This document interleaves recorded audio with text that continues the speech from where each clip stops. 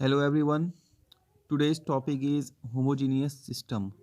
Homogeneous system किसे कहते हैं? देखें, a homogeneous system is defined as the one whose chemical composition and physical properties are the same in all parts of the system. For example, pure solid, pure liquid, pure gas, etc.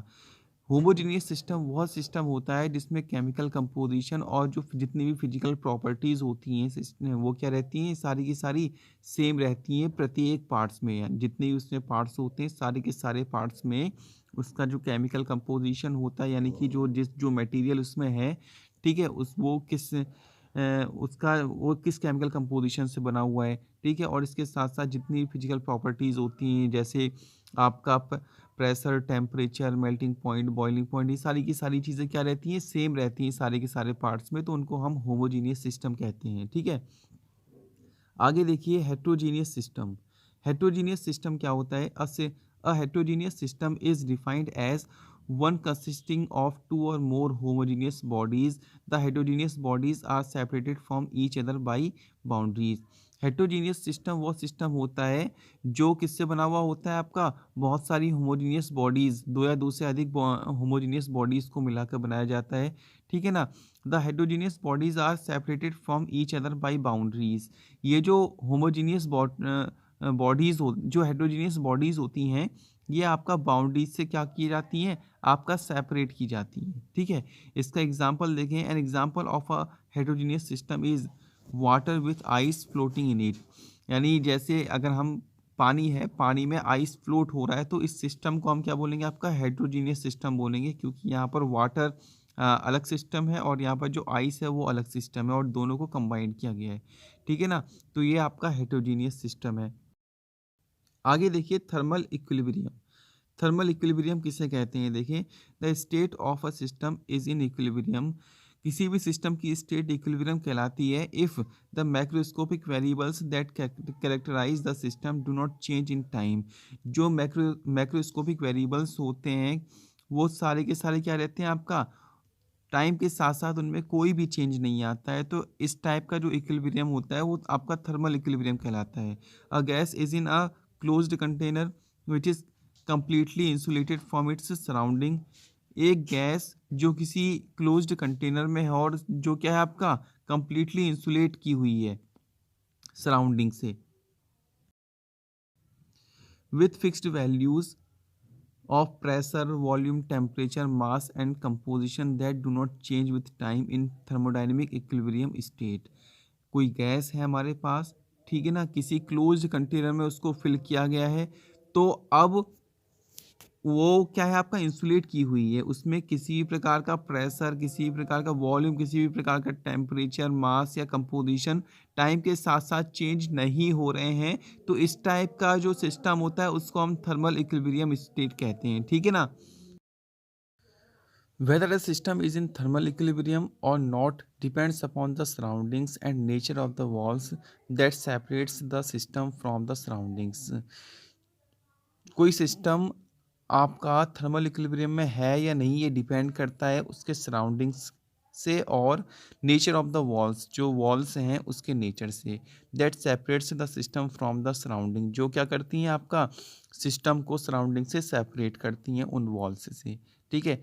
आगे है हमारे पास mechanical equilibrium. Mechanical equilibrium किसे कहते हैं? देखें, if no unbalanced force act between the different parts of the system and the system and surroundings, then the system is said to be in mechanical equilibrium with the surroundings।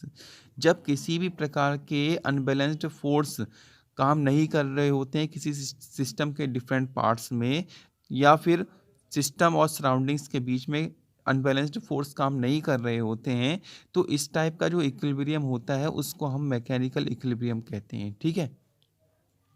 आगे आगे देखिए chemical equilibrium. If the chemical constitution of a system remains unchanged with time then the system is said to be in chemical equilibrium. जब किसी system का chemical constitution क्या रहता है? Unchanged रहता है, तो इस टाइप का जो इक्विलिब्रियम होता है उसको हम केमिकल इक्विलिब्रियम कहते हैं, ठीक है। आगे देखिए थर्मोडायनेमिक इक्विलिब्रियम। थर्मोडायनेमिक इक्विलिब्रियम क्या होता है? देखें, if the system is in mechanical, chemical and thermal equilibrium, that is all three equilibrium states then it is said to be in thermodynamic equilibrium। वो इक्विलिब्रियम जिसमें कोई सिस्टम आपका mechanical, chemical और thermal equilibrium में होता है, यानी कि तीनों ही टाइप के इक्विलिब्रियम में होता है, तो उसको हम थर्मोडायनेमिक इक्विलिब्रियम कहते हैं। ठीक है, नेक्स्ट टॉपिक है हमारे पास zeroth law of thermodynamics. Zeroth law क्या है देखें। This law states that if two systems A and B are in thermal equilibrium with a third system then A and B must be in thermal equilibrium with each other. अगर हमारे पास कोई दो systems हैं ए और B और वो किसी तीसरे सिस्टम सी के साथ क्या है, थर्मल इक्विलिब्रियम में है, तो यहाँ से ये पता चलता है कि ए और बी भी क्या होंगे, थर्मल इक्विलिब्रियम में होंगे।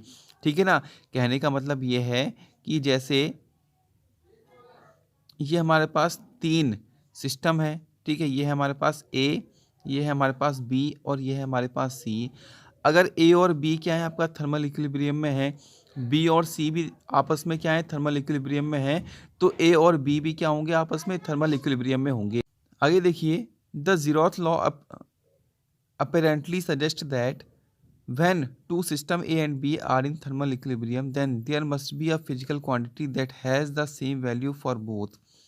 ज़ीरोथ लॉ से हमें यही पता चलता है कि अगर दो सिस्टम ए और बी आप क्या है आपका थर्मल इक्विलिब्रियम में है, there must be a physical quantity, तो इसके लिए क्या होगी, एक ऐसी फिजिकल क्वांटिटी होगी that has the same value for both, जो जिसकी वैल्यू क्या होगी दोनों ही सिस्टम ए और बी के लिए सेम होगी।